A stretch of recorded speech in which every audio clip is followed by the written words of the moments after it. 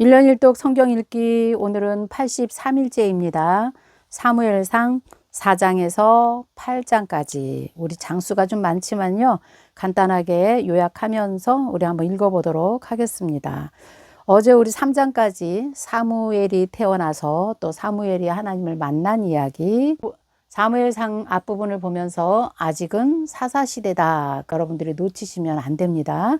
오늘 4장도 그런 내용으로 처음 시작을 하게 될 거예요. 4장에 보면 이제 블레셋과 전쟁이 있거든요. 이 블레셋과의 전쟁이 사사기 16장에 마지막 사사 삼손의 이야기를 우리가 보다가 3,000명이나 죽였다. 이런 내용을 우리가 보고 왔죠. 그래서 전쟁의 이야기는 거기서 일단 끝났다가 그 다음에 오늘 4장에서 다시 블레셋과 전쟁이 이어지는 이야기를 읽을 겁니다. 그래서 4장도 아직은 사사시대다 이렇게 여러분들이 생각하시면 됩니다. 그리고 오늘 아주 중요한 내용이 많이 들어있죠.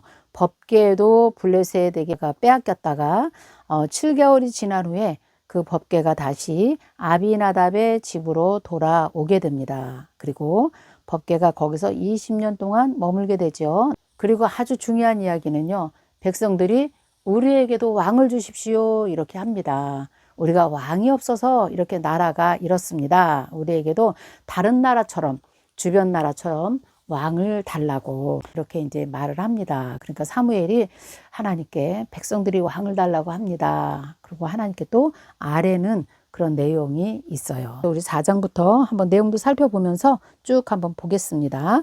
자, 4장 볼게요. 언약궤를 빼앗기다.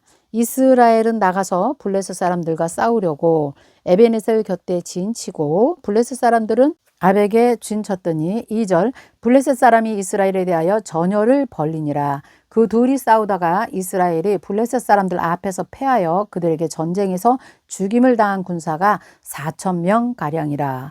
백성이 진영으로 돌아오매 이스라엘 장로들이 이르되 여호와께서 어찌하여 우리에게 오늘 블레셋 사람들 앞에 패하게 하셨는고 여호와의 언약궤를 실로에서 우리에게로 가져다가 우리 중에 있게 하여 그것으로 우리를 손에서 원수들의 손에서 구원하게 하자 하니 이에 백성들이 실로에 사람을 보내서 그룹 사이에 계신 만군의 여호와의 언약궤를 거기서 가져왔고 엘리의 두 아들 홈니와 비누아스는 하나님의 언약궤와 함께 거기에 있었더라. 자, 블레셋하고의 전쟁에서 졌어요. 그랬더니 백성들이 왜 하나님께서 우리를 전쟁에서 지게 하는가? 이건 아마도 언약궤가 없어서 그랬던 것 같다. 그래서 그냥 실로에 가서 성막 안에 있는 그 언약궤를 가지고 옵니다. 자, 이거 하나님의 방법이 아니거든요. 지금 아직은 사사시대예요. 사사시대 사람들은 신앙이 바로 되어 있지 않았어요. 하나님의 명령을 따르지 않고 자기들 마음대로 했었거든요. 그러니까 하나님께 묻지도 아니하고 이 언약궤를 앞에 세우면 무조건 이길 거라 생각을 한 거죠. 이것부터가 지금 잘못된 겁니다. 그래서 우리는 계속해서 지금 사사시대의 영적 상태를 보고 있습니다. 이제 일단 언약궤는 가지고 옵니다. 5절 보니까 여호와의 언약궤가 진영에 들어올 때에 온 이스라엘이 큰 소리로 외치며 땅이 울린지라. 블레셋 사람이 그 외치는 소리를 듣고 이르되 히브리 진영에서 큰 소리와 외침은 어찌 됨이냐. 여호와의 궤가 진영에 들어온 줄을 깨달은지라. 7절 블레셋 사람이 두려워하여 이르되 신이 진영에 이르렀도다 하고 또 이르되 우리에게 화로다. 전에는 이런 일이 없었도다. 우리에게 화로다. 누가 우리를 이 능한 신들의 손에서 건지리오. 그들은 광야에서 여러 가지 재앙으로 애굽인들을 친 신들이라. 그래서 블레셋에서 이미 애굽에서 10가지 재앙으로 이스라엘 백성들이 출애굽한 사건을 알고 있었어요. 자, 그 신이라고 지금 자기들끼리 이야기하고 있는 것입니다. 그래서 9절 너희 블레셋 사람들아 강하게 되며 대장부가 되라. 너희가 히브리 사람이 종이 되기를 그들이 너희의 종이 되었던 것 같이 되지 말고 대장부 같이 되어서 싸우라 하고 블레셋 사람들이 쳤더니 이스라엘이 패하여 각기 장막으로 도망하였고 살육이 심히 커서 이스라엘 보병이 엎드러진 자가 3만 명이었더라. 어마어마했네요. 하나님의 궤는 빼앗겼고 엘리의 두 아들 홈니와 비누아스는 죽임을 당하였더라. 그래서 이때 블레셋 전쟁에서 많은 사람이 죽었지만 또 하나님의 궤 언약궤도 빼앗겼고 그 다음에 예언대로 엘리 제사장의 두 아들이 같은 날 정말 전쟁터에서 죽었습니다. 그랬더니 이제 12절 보니 어떤 베냐민 사람이 진영에서 달려나와 자기의 옷을 찢고 자기의 머리에 티끌을 뒤집어 쓰고 실로에 이르느니라. 그가 이를 때 엘리가 길 옆 자기의 의자에 앉아 기다리다가 그의 마음이 하나님의 궤로 말미암아 떨릴 즈음이라. 그 사람이 성읍에 들어오며 알림에 온 성읍이 부르짖는지라. 여기 보면요, 엘리도 알았어요. 인본주의 쓰면서 자기 마음대로 지성소 안에 있는 그 언약궤를 가지고 나갈 때 엘리도 불안하고 두려웠다는 것을 알 수가 있습니다. 전쟁터에 나간 그 소식을 들으려고 얼마나 불안했겠어요? 그래서 엘리가 길 옆 자기 의자에 앉아서 거기서 사람들이 오는 소식을 기다리고 있을 때에 어떤 사람이 온 거지요. 14절. 엘리가 그 부르짖는 소리를 듣고 이르되 이 떠드는 소리는 어찌 됨이냐. 그 사람이 빨리 가서 엘리에게 말하니 그때의 엘리의 나이는 98세라. 그의 눈이 어두워서 보지 못하였더라. 16절. 그 사람이 엘리에게 말하되 나는 진중에서 나온 자라. 내가 오늘 진중에서 도망하여 왔나이다. 엘리가 이르되 내 아들아 일이 어떻게 되었느냐.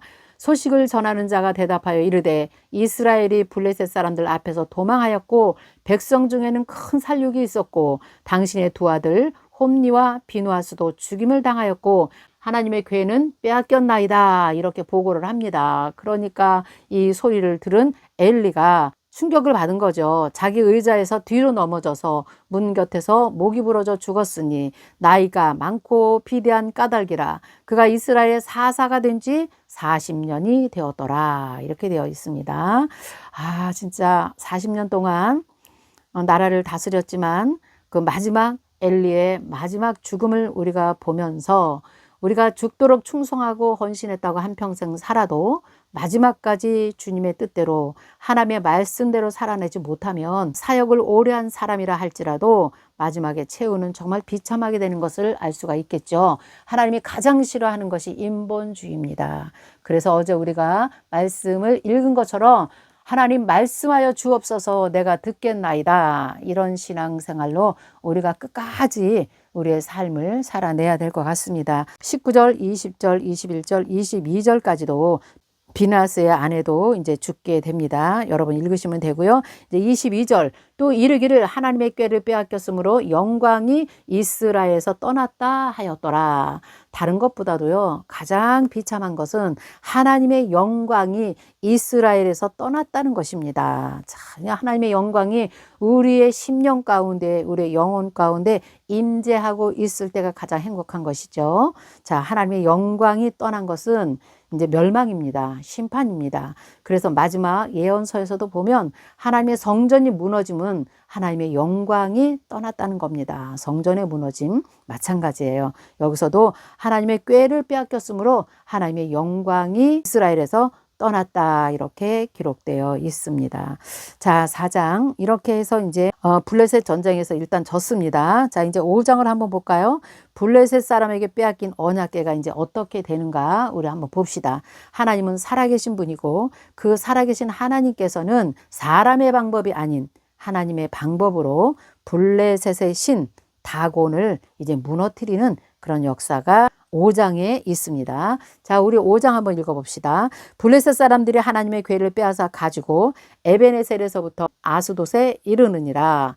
아스돗은 다곤의 신전이 있는 아주 큰 도시를 지금 말하고 있습니다. 2절 블레셋 사람들이 하나님의 궤를 가지고 다곤 신전에 들어가서 다곤 곁에 두었더니 아스돗 사람들이 이튿날 일찍 일어나 본즉 다곤이 여호와의 궤 앞에 엎드러져서 그 얼굴이 땅에 닿았는지라. 그들이 다곤을 일으켜 다시 그 자리에 세웠더니 그 이튿날 아침에 또 일찍 들어가 보니 다곤이 여호와의 궤 앞에 또 다시 엎드러져서 얼굴이 땅에 닿았고 그 머리와 두 손목은 끊어져 문지방에 있고 다곤의 몸뚱이만 남아 있더라. 그러므로 다곤의 제사장들이나 다곤의 신전에 들어가는 자는 오늘까지 아스돗에 있는 다곤의 문지방을 밟지 아니하였더라. 그래서 이 당시에 그 다곤의 제사장들 그런 사람들이 문지방을 밟지 않았답니다. 거기에 다곤이 넘어져 있었기 때문에 거기를 이제 피해간다. 이제 그런 뜻이겠죠. 자, 6절. 여호와의 손이 아스돗 사람에게 엄중히 더하여 독한 종기의 재앙으로 아스돗과 그 지역을 쳐서 망하게 하니 아스돗 사람들이 이를 보고 이르되 이스라엘 신의 괴를 우리와 함께 잊지 못하게 할지라 그의 손이 우리와 우리 신 다곤을 친다 하고 이에 사람을 보내서 블레셋 사람들의 모든 방백을 모으고 이르되 우리가 이스라엘 신의 꾀를 어찌하랴 그들이 대답하되 이스라엘 신의 꾀를 가드로 옮겨가라 함으로 이스라엘 신의 꾀를 옮겨갔더니 여호와의 손이 심히 큰 환란을 더 큰 환란을 그 성읍에 주었다는 거예요. 그러니까 작은 자나 큰 자나 다 쳐서 독한 종기가 나게 하신지라. 10절. 이에 그들이 여호와의 궤를 에그론으로 또 옮겨가네요. 하나님의 궤가 에그론에 이른즉 에그론 사람이 부르짖어 이르되 그들이 이스라엘의 신의 궤를 우리에게 왜 가져왔냐? 우리 백성들을 다 죽이려고 하느냐? 이렇게 막 난리가 난 거죠. 11절. 이에 사람을 보내서 블레셋 모든 방백을 모으고 이르되 이스라엘 신의 궤를 보내어 그 있던 곳으로 다시 돌아가게 하고 우리와 우리 백성이 죽임당한 일을 면하게 하자 하니 이는 온 백성이 사망의 환란을 당함이라. 거기서 하나님의 손이 엄중하심으로 죽지 아니한 사람들은 독한 종기로 치심을 당해 성읍의 부르짖음이 하늘에 사무쳤더라.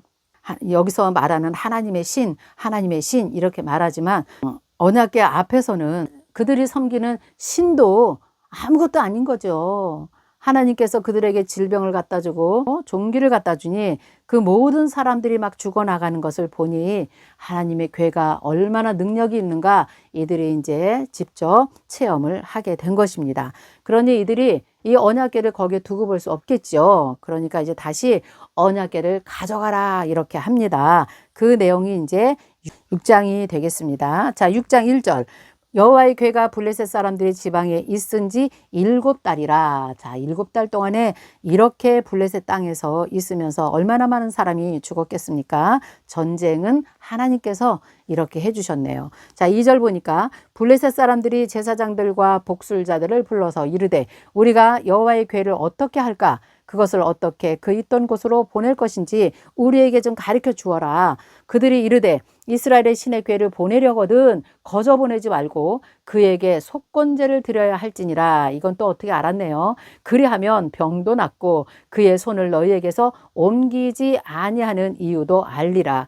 그들이 이르되 무엇으로 그에게 드릴 속건제를 삼을까 하니 이르되 블레셋 사람의 방백의 수요대로 그 많은 숫자대로 금 독정 5과 금쥐 5마리라 하니라. 그러니까 쥐가 왜 여기서 나오는가 하면요. 쥐를 통해서 전염병을 옮겨서 우리가 죽었다 그래갖고 이 쥐를 신처럼 생각한 거죠. 그래서 금으로 만드는 거예요. 쥐를. 그렇게 해서 얼마나 많이 만들었겠어요. 그 방백의 수요대로 만들어라 했으니까 엄청나게 만들었겠죠. 그래서 너희와 너희 통치자에게 내린 재앙이 같음이니라. 5절. 그러므로 너희는 너희의 독한 종교의 형상과 땅을 해롭게 하는 주의 형상을 만들어서 이스라엘 신께 영광을 돌리라. 그가 혹 그의 손을 너희와 너희의 신들과 너희 땅에서 가볍게 하실까 하노라. 애굽인과 바로가 그들의 마음을 완악하게 한 것 같이 어찌하여 너희가 너희의 마음을 완악하게 하겠느냐. 그가 그들 중에서 재앙을 내린 후에 그들의 백성을 가게 함으로 백성이 떠나지 아니하였느냐. 그래서 바로의 마음이 완악해졌다는 것도 알고요. 그 완악한 마음 때문에 더 그들이 큰 재앙을 받았다는 것을 이들이 다 알고 있는 거예요. 그러니 빨리 보내라. 이렇게 자기들끼리 이야기 지금 하고 있는 것이죠. 당장 보내라. 뭐 이런 뜻이에요. 그러니까 7절. 그러므로 새 수레를 하나 만들고 멍에를 메어보지 아니한 전나는 소 2마리를 끌어다가 소의 수레를 메우고 그 송아지를 떼어 집으로 돌려 보내고. 그러니까 아직 젖을 먹이는 그런 소를 새끼가 달려있는 그런 소 2마리를 가지고 와서 수레를 이제 끌게 하겠다 이렇게 말하는 거예요. 그리고 이들이 이런 생각을 합니다. 전나는 소는 송아지가 딸린 어미소를 지금 말하고 있는 거예요. 그 소를 택한 이유가 있습니다. 시험해 보기 위해서 이제 그렇게 머리를 쓰고 있는 것입니다. 자, 송아지가 딸린 어미소가 송아지가 울면 절대로 움직이지 않는데요. 그런데 우는 송아지를 두고도 만약에 그것이 따라온다면 이것이 곧바로 언약궤가 곧바로 벳세메스로 간다면 하나님이 진짜 우리에게 이런 종기를 주어서 우리가 이런 재앙을 당했다. 이렇게 우리가 생각할 것이고, 만약에 그렇지 않으면 이게 우연히 우리가 독종의 재앙을 만난 것이다. 이렇게 자기들은 생각하겠다. 이 말이에요, 지금. 그래서 7절, 8절, 9절, 10절이 다 그런 내용이에요. 여러분들이 쭉 한번 읽어보시면 되겠어요. 그랬더니 정말 12절에 보니까 암소가 벳세메스 길로 행하여 대로로 가며 갈대에 울고 좌우로 치우치지 아니하였고 블레셋 방백들은 벳세메스 경계선까지 따라가니라. 이 암소가 송아지가 우는데도 정말 가지 않고 벳세메스로 갔다는 거예요. 그러니까 이거는 반드시 하나님께서 우리에게 벌로 이 심한 종기병을 주어서 많은 사람이 죽었구나 하는 것을 이제 인정하겠다 이것입니다. 자, 그리고 이제 14절이 중요합니다.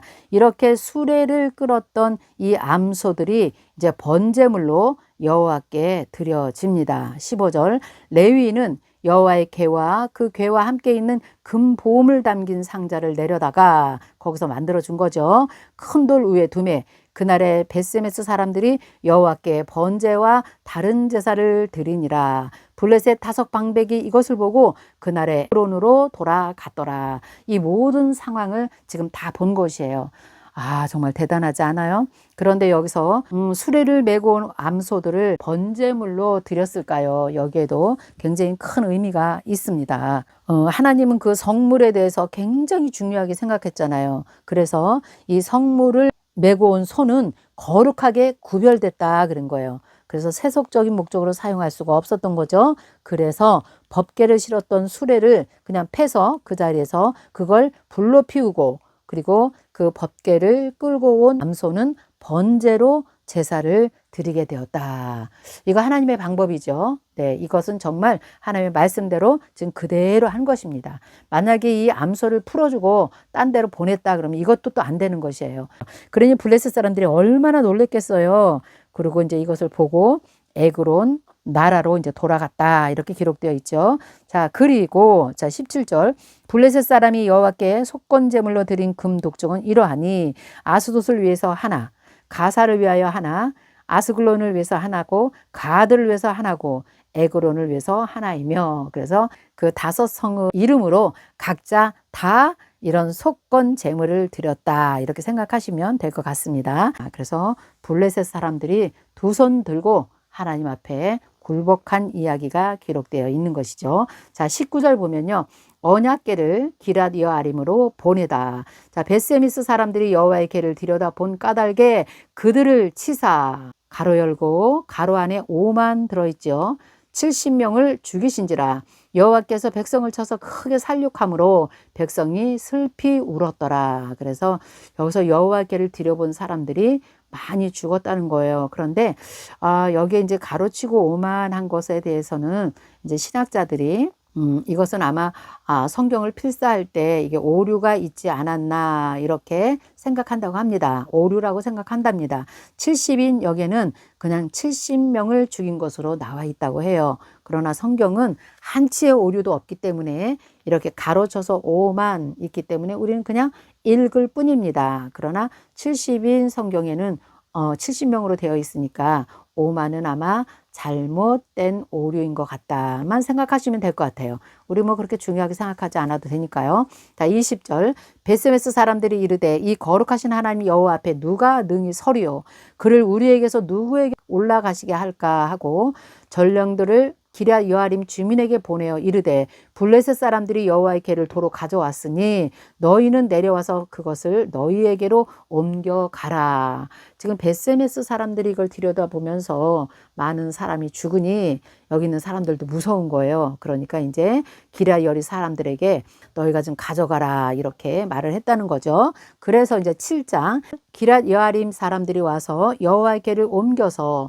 산에 사는 아비나답의 집에 들여놓고 그의 아들 엘리아사를 거룩하게 구별해서 여호와의 궤를 지키게 하였다. 궤가 기럇 여아림에서 들어간 날부터 20년 동안 오래 있은지라 이스라엘 온 족속이 여호와를 사모하니라. 자, 이 정도 되니까 이제 조금 여러분 어때요? 사사 시대에서 좀 벗어나는 느낌이 좀 나지 않아요? 그런 느낌이 이제 들지요. 자, 성경이 이렇게 연결이 되어야 됩니다. 자, 이때쯤 왔을 때는 이제 그런 분위기에서 좀 벗어나고 사회에 뭔가 하나님을 좀 두려워하고 하나님의 방법대로 말씀대로 살아가려고 하는구나. 기란 여름에 왔을 때 20년 동안의 언약궤가 있었고 이스라엘의 온 족속이 여호와를 사모했다. 이 정도가 됐으니 이제는 아이들이 말씀을 지키면서 이제 살아가기 시작하는구나. 이렇게 우리가 생각하시면 돼요. 왜 이런 일이 벌어졌는가? 영적 지도자 사무엘이 제대로 서 있었기 때문에 이런 일이 일어나기 시작한 것이죠. 자, 그래서 이제 3절 보면 사무엘이 이스라엘을 다스리다. 사무엘은 왕이 아닙니다. 사사예요. 사무엘은 하나님이 왕이신 것을 알고 있어요. 아주 분명히 알고 있는 사람이에요. 그래서 하나님께 묻기도 하고 하나님과 말씀을 나누면서 이스라엘을 이제 다스리기 시작했다 그랬어요. 3절 볼게요. 사무엘이 이스라엘 온 족속에게 말하여 이르되 만일 너희가 전심으로 여호와께 돌아오려거든 이방 신들과 아스타롯을 너희에게서 제거하고 너희의 마음을 여호와께로 향하여 그만을 섬기라. 그리하면 너희를 블레셋 사람의 손에서 건져내시리라. 아멘이죠.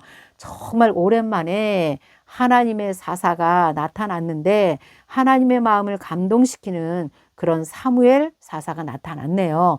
너희가 여호와께 전심으로 돌아오려거든 이방 신들 아스다롯 이걸 다 너희 중에 제거하라. 제거해야지만 온전한 회개가 된다고 했습니다. 그리고 마음을 여호와께 향하고 하나님만 섬겨라. 그러면 하나님께서 블레셋 사람의 손에서 너희를 건져내실 것이다. 아멘. 이에 이스라엘 자손들이 바알들과 아스다롯을 제거하고 여호와만 섬기니라. 사무엘이 이르되 온 이스라엘은 미스바로 모이라. 내가 너희를 위하여 여호와께 기도하리라.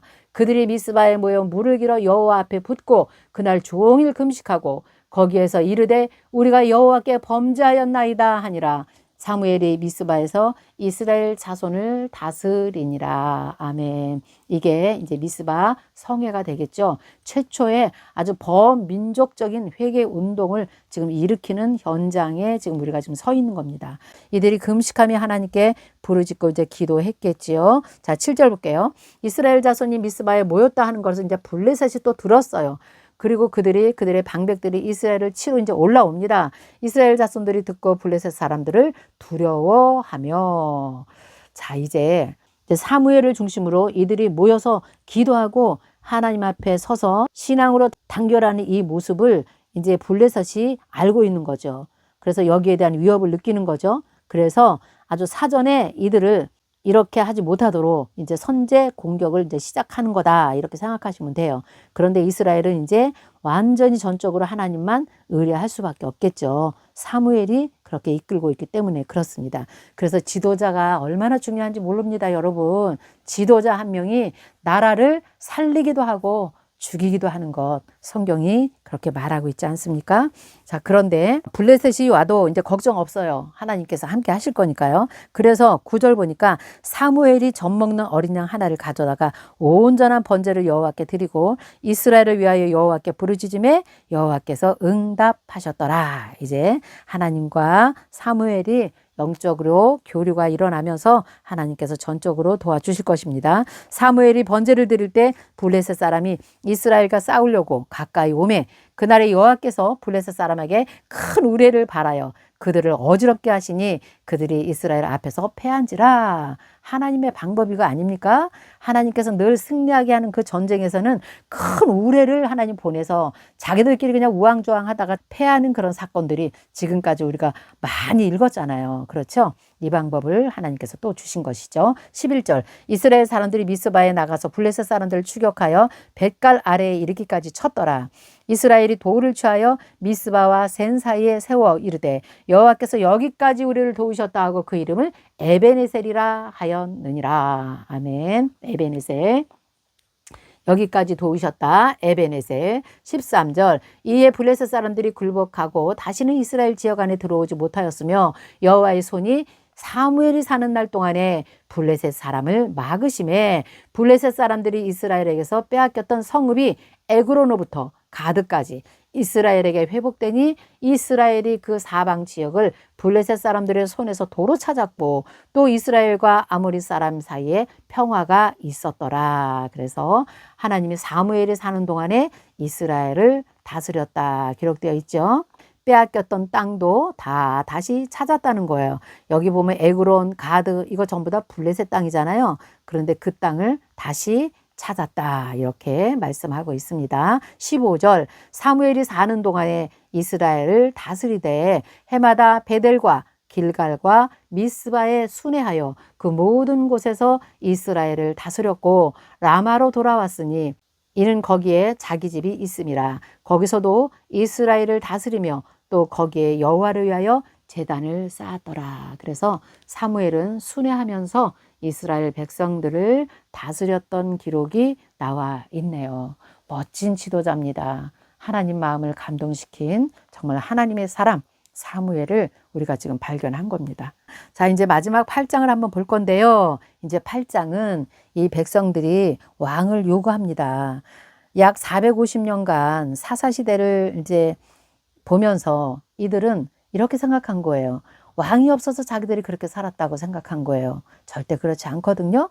하나님을 왕으로 모시고 이 사무엘처럼만 살면 어떤 전쟁도 승리할 수 있고 하나님이 주변 국가도 다 지켜주실 것인데 이들은 왕이 없어서 우리가 이렇게 됐다 이렇게 생각하는 거예요. 그래서 사무엘에게 인간의 왕을 우리에게 달라고 이렇게 이제 합니다. 자, 8장 내용 한번 볼까요? 백성이 왕을 요구하다. 사무엘이 늙음에 그의 아들들을 이스라엘 사사로 삼으니 장자의 이름은 요엘이요 차자의 이름은 아비아라. 그들이 브엘세바에서 사사가 되니라.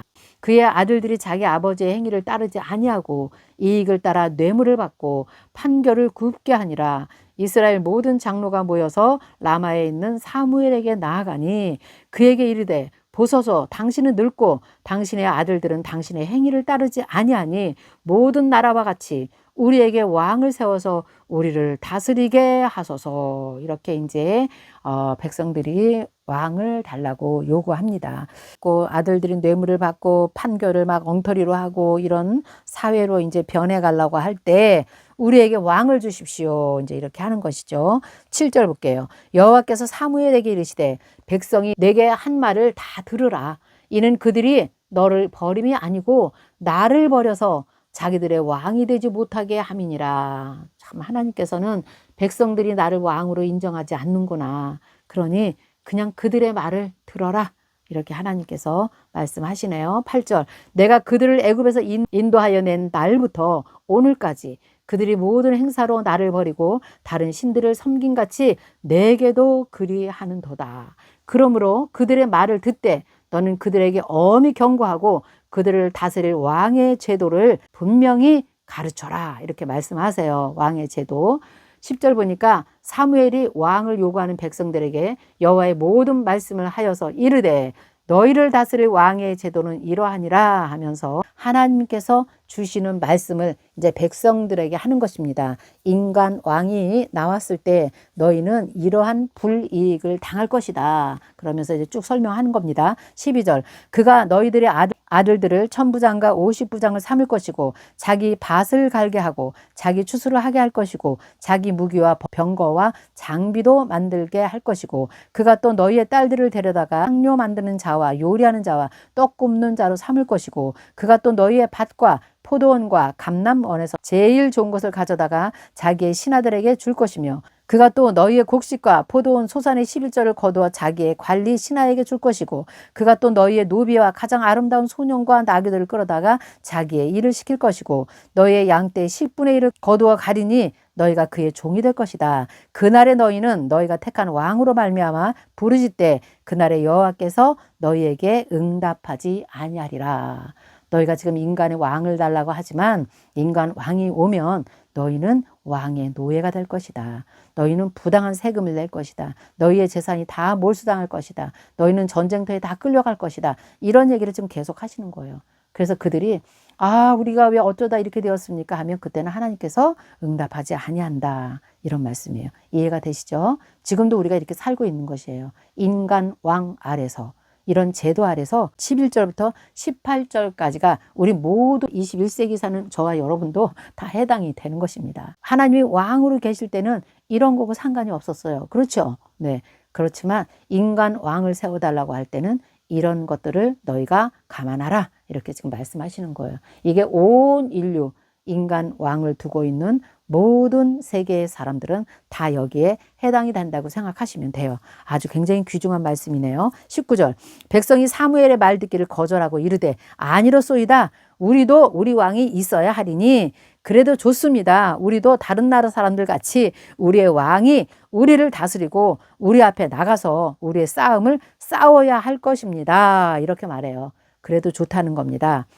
그래서 21절 사무엘이 백성의 말을 다 듣고 여호와께 아뢰매 22절 여호와께서 사무엘에게 이르시되 그들의 말을 들어서 왕을 세우라. 하나님도 그냥 포기하신 것이죠. 왕을 달래니 그래서 그냥 하나님께서 그냥 왕을 세우라 이렇게 말씀을 하시네요.